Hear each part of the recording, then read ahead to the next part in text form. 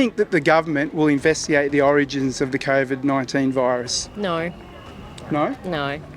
Sort of in a roundabout way to cover their asses. Yeah.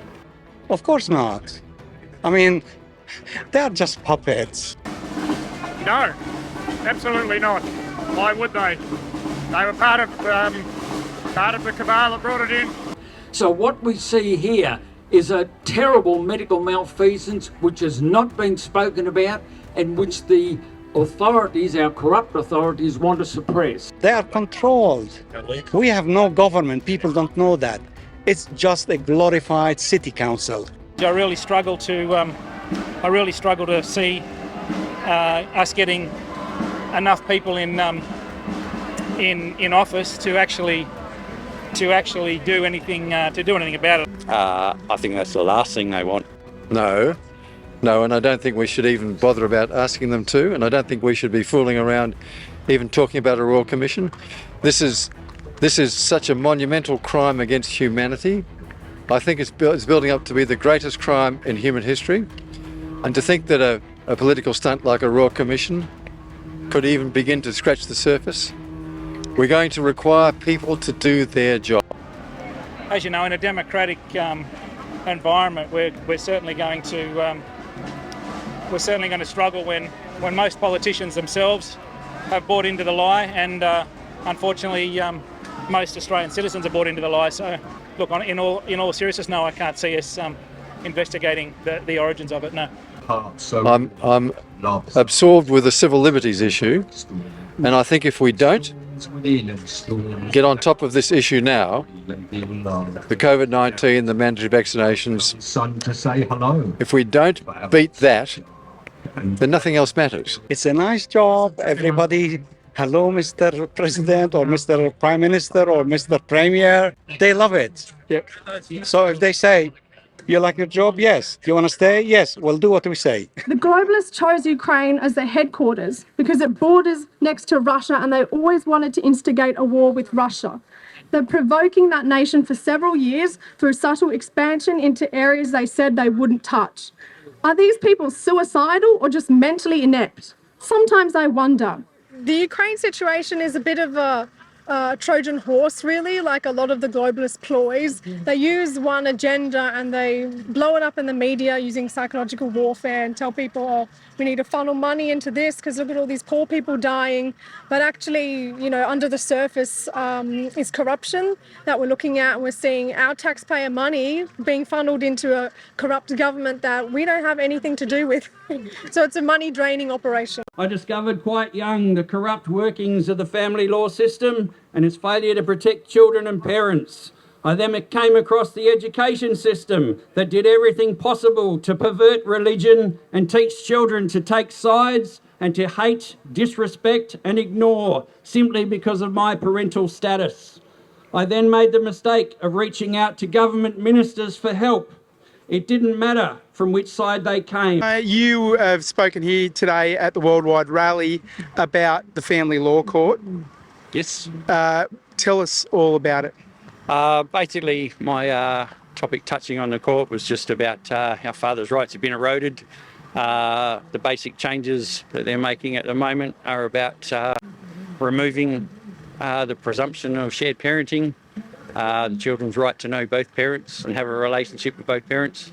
So basically, they're just going to make it official that fathers are less than the wallets that they already are.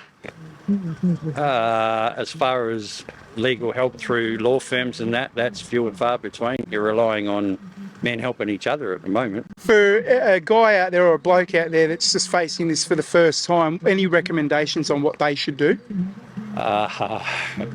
Well, stay away from the family courts if you can. Try and resolve your issues with your partner as much as possible. If you're amicable, that's the best advice I could give. Want people to reach out to you at all? If they want to, they can get me on Facebook, Andrew Herbert. I'm quite happy to help anyone who needs it. Have you been following the Voice to Parliament situation and what is your thoughts on that? So as a law student, I've kind of looked at the Constitution, and it's an instrument that's supposed to be static and immovable. The government is really using an Indigenous issue to push an agenda. They'll take an issue that looks like a really good thing to get behind. We all want equality for people, right? But it's about changing the Constitution. Where do you think our checks and balances have disappeared to? Or did we even have checks and balances? We're supposed to have checks and balances, but again, I'm studying the law and thinking we are supposed to have accountability. We're supposed to have this thing called the separation of powers, where the legislative branch of government doesn't intersect with the judicial system or the executive arm of government. We're seeing all of these legal things kind of being undermined. That's what we saw during the pandemic. It's all well and good on paper, having legal theory, but in practice, we're seeing all that being completely gone away with. It's really sad. Look, I definitely stand against any amendment to our constitution that unfortunately is sold as good and well-intentioned, but unfortunately most Australians are only going to hear a mainstream narrative on it. Well, for one thing, it's undemocratic. This push is being pushed by a minority of people. It's never been put to all of the people. The grassroots people and the people on the ground have been left right out of this equation. Mm-hmm. It just so happens that a minute number of people out of the total population have got together and they've driven this thing into the politics of the Australian government. It's another shallow, fake attempt to con the Australian people into the thought that the government does care and that they're trying to do the right thing. Worst form of tokenism that you could ever get. You know, people can actually speak for themselves. As they say, the path to hell is often paved with tiles of good intentions, and I think a lot of people are going to, especially in this new woke culture we seem to live in, a lot of people are going to think that, oh yeah, Black Lives Matter, and it's where we need to be heading. But unfortunately, there's a lot more darker agendas behind it. And the most basic right in any democracy is the right to vote, the right to elect somebody to represent them. In the first instance, for a representative vote within the parliamentary system, and a person to represent them in their own governance structures. Yeah. This process we're going through is like reinventing the wheel. We had a voice to Parliament in the 1980s, in the 1990s. That was called Aboriginal and Torres Strait Islander Commission, and that was decommissioned by John Howard's government. Mm-hmm. And if the ability to do that still exists, it'll happen again. They've got no real legislative power. It's an advisory group, whereas if we go to an independence vote, people can independently create their own policies and exercise those policies in legislation, and they can actually say it's a democratic process. At the moment, it's not a democratic process. Carrie Chappis, thank you so much for joining me once again on the Bellman Report and the 8 News Show. You've spoken for the first time at the Worldwide Rally here in Perth, Western Australia. How did that go? I've had a very overwhelming response on people being very sympathetic with those with vaccine injuries. And I know you spoke mostly about the research you're doing into the incredible situation with the batch numbering of the COVID vaccines. What was the response that you got from that? So many people are coming back to me saying that they had these batch numbers and they've suddenly gotten sick, and they all seem to be the Pfizer and Moderna ones. And there's a lot of people with the same batch numbers living in the same areas. It's really interesting, isn't it? And it's also very interesting that they happen to be often lower demographic areas. They sure are, yes. They're the, I would say, I wouldn't say poor areas, but they're people that are struggling with the financial life burdens and now the job situations and mandates. They're the ones that are more heavily affected. Yeah. Is there anything new about the research you're doing? Would you like to reveal to us today? I'm going to be partnering with the Children's Health Defence Network and also a little bit more with Jab Injuries Global. How do people reach out to you, Carrie? Via my email, which is kchappis@protonmail.com. You can find me as the Notebook Traveller on Twitter or Instagram, and I've also got a Substack as well. For people who haven't seen the Light magazine already, how would you describe it for them? It's an old-fashioned newspaper at a time when people are spending more time on the internet. It can't be censored. You can't take it down off the internet. Once it's there, it's too late to censor it. It's gone very well. The first edition was 25,000 copies, 1 tonne of newsprint. Second edition went up to 43,000. The current edition, 65,000. Fantastic. Yeah, 20,000 of those already have gone to the eastern states. So being printed here in Western Australia is not proving to be any sort of disadvantage. A pallet went out of the warehouse at Mandurah and was in Brisbane on Tuesday, 6,000 papers, in time for our person in Queensland to get them down to the conference at the Gold Coast held by Peter McCullough and Pierre Corey, who now have the paper. So it's spreading around the world. Oh, fantastic. Congratulations. That's real success. I've got to compliment you. That's fantastic. And of course, the Light magazine is a free speech advocate, and you cover all manner of topics that you would never find in mainstream media. Yeah, I think the editorial policy will be to cover a range of subjects, so we're not just talking about COVID-19. People are going to get sick of it, but really all these other topics, including what's happening with the world's financial system, with the world's agriculture, really tie in with what's been done with COVID-19, which is centralised control of the human race. Where do you get your information from these days? What are the primary sources that you use?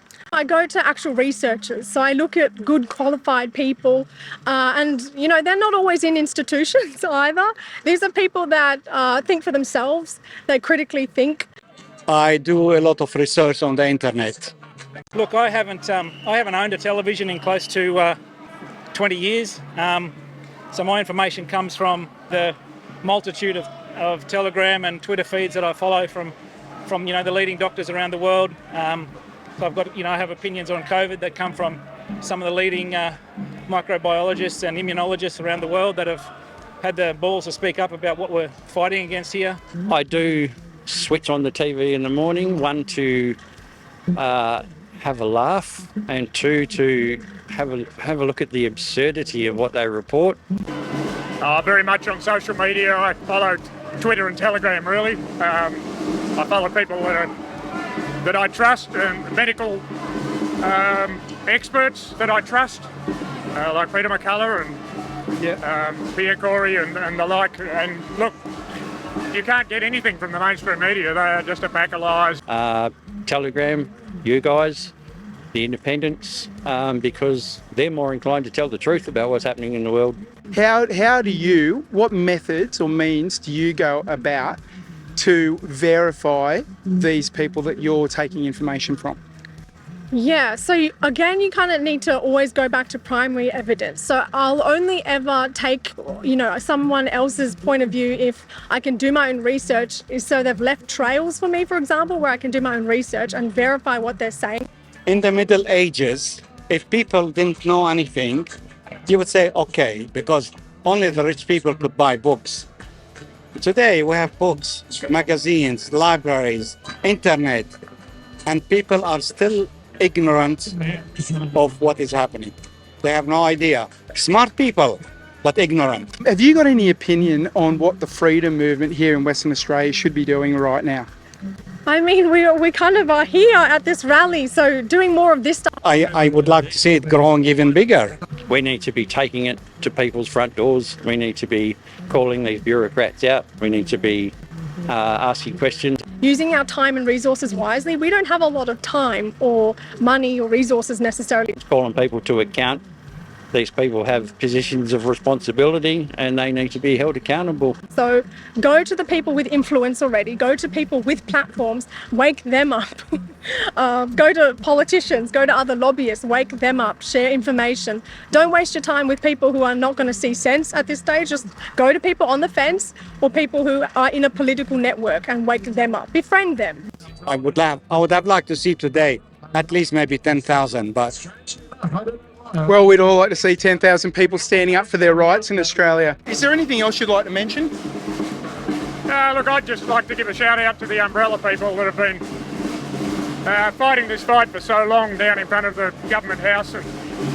I wasn't an original supporter of them, but now, since they started arresting them for this ridiculous charge of stalking, I've been down a few times to lend my support, and I would call on anybody who's here in Western Australia to come down to Government House between 8 and 10 o'clock in the mornings and lend your support to the umbrella people. We will not give up.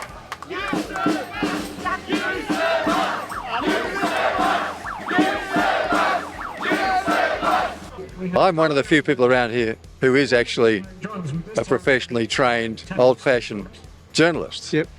And all the so-called mainstream media are now finished. Journalism in the mainstream is dead. It's responsible for a great tragedy. We can just forget about them. You guys are it.